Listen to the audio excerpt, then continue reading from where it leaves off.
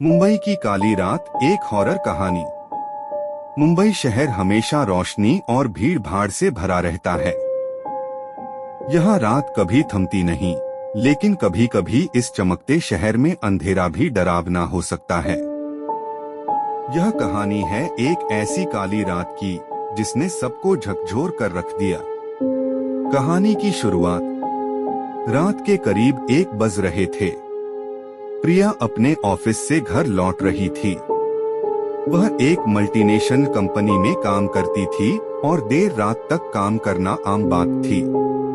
उस दिन उसका काम कुछ ज्यादा ही देर तक खिंच गया था। प्रिया ने जल्दी से टैक्सी बुक की और ऑफिस से निकल पड़ी। वह थकी हुई थी और बस घर पहुंचकर आराम करना चाहती थी। टैक्सी ड्राइवर उम्र में बूढ़ा था और उसका चेहरा बड़ा गंभीर था। अजीब शुरुआत। टैक्सी जैसे ही मुंबई के पुराने रूट पर आई, मौसम अचानक से बदल गया। हल्की बारिश शुरू हो गई और टैक्सी का शीशा धुंधला हो गया। बूढ़े ड्राइवर ने बिना कुछ कहे अचानक टैक्सी रोक दी। प्रिया ने पूछा, क्या हुआ अंकल? ड्राइवर ने खामोशी से सड़क की ओर इशारा किया। प्रिया ने देखा, वहाँ एक औरत खड़ी थी। सफेद साड़ी में लिपटी हुई, घने बाल उसके चेहरे को छुपा रहे थे। खौफनाक मुठभेड़। प्रिया ने घबराते हुए पूछा, आप उसे देख रहे हैं?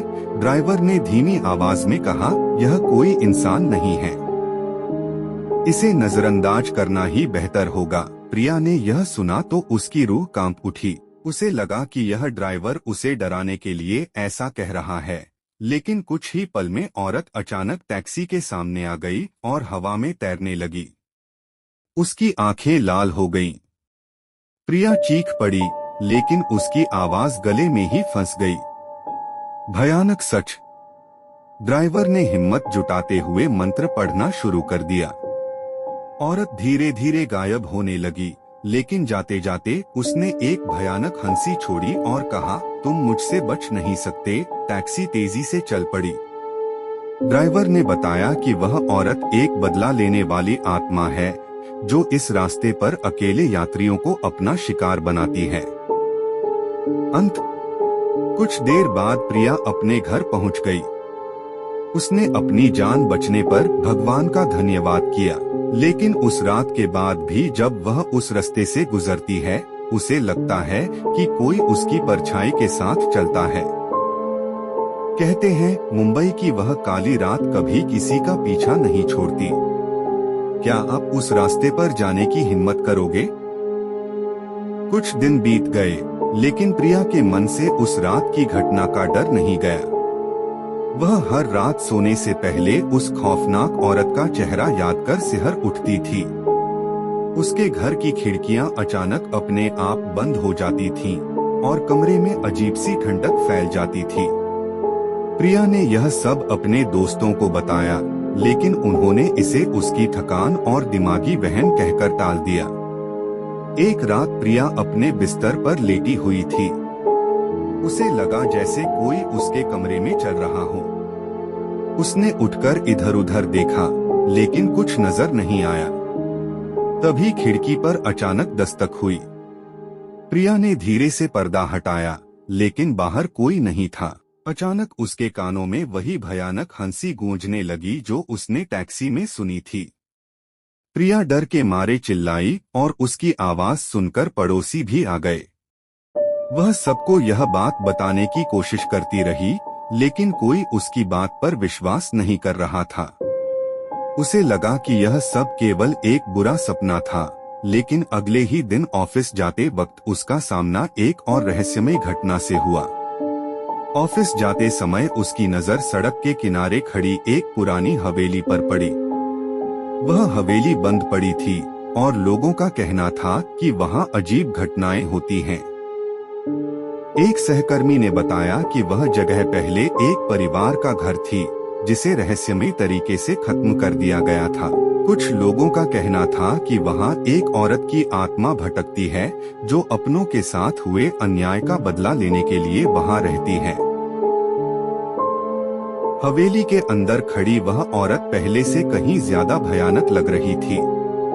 उसकी लाल चमकती आंखों ने पूरी हवेली को डरावने अंधकार में बदल दिया। प्रिया, टैक्सी ड्राइवर और उसके सहकर्मी को एहसास हुआ कि वे किसी गहरे खतरे में फंस चुके हैं। तीनों ने एक दूसरे का हाथ पकड़ लिया और हिम्मत जुटाने की कोशिश करने लगे। अचानक हवेली की दीवारें कांपने लगीं और धूल मिट्टी गिरने लगी। औरत ने एक चीख भरी और कहा, तुम सबको मेरे दर्द का एहसास होगा। प्रिया ने डरते डरते पूछा, तुम कौन हो और तुम्हें क्या चाहिए? औरत ने जवाब दिया, मैं इस हवेली की मालकिन थी। इस जगह पर मेरे परिवार को मार दिया गया था।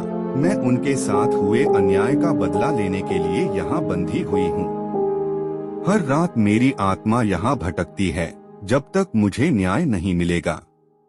उसकी दर्द भरी आवाज सुनकर प्रिया और उसके साथी हैरान रह गए। यह आत्मा बदला चाहती थी, लेकिन किससे और कैसे? टैक्सी ड्राइवर ने बताया कि कई साल पहले वह इस इलाके का गवाह रहा था। हवेली के मालिक ने एक व्यावसायिक दुश्मनी के चलते पूरे परिवार को मार डाला था और खुद को बेगुनाह साबित कर दिया था। अब वह अपराधी मर चुका था, लेकिन उसकी आत्मा अभी भी लोगों को अपने क्रोध का शिकार बना रही थी। प्रिया ने साहस दिखाते हुए आत्मा से कहा, हमें पता है कि तुम्हारे साथ अन्याय हुआ है। हम तुम्हें न्याय दिलाने में मदद करेंगे। आत्मा कुछ पल के लिए शांत हो गई। उसने कहा, अगर तुम सच में मेरी मदद करना चाहती हो तो इस हवेली की सच्चाई सबके सामने लाओ। यह कहते हुए आत्मा ने अपने हाथ से एक पुराना दस्तावेज दिखाया जो उसकी मौत का सबूत था। प्रिया और उसके साथी ने वह दस्तावेज लेकर पुलिस को दिया और मीडिया के सामने पूरा मामला उजागर किया। जैसे ही सच्चाई सामने आई, आत्मा ने एक बार फिर प्रिया के सामने प्रकट होकर कहा, अब मैं आजाद हूँ। तुम्हारा धन्यवाद। उसकी आंखों से आंसू बहने लगे और वह धीरे धीरे गायब हो गई। हवेली का माहौल अचानक शांत हो गया और एक हल्की सी रोशनी वहां फैल गई। उसके बाद प्रिया ने महसूस किया कि उसके जीवन से वह डर हमेशा के लिए चला गया। हवेली को अब सरकार ने एक स्मारक बना दिया था ताकि लोग उस घटना को याद रखें और इंसाफ के महत्व को समझें। क्या यह सचमुच अंत था या फिर मुंबई की किसी और रात में एक और कहानी जन्म लेने वाली थी?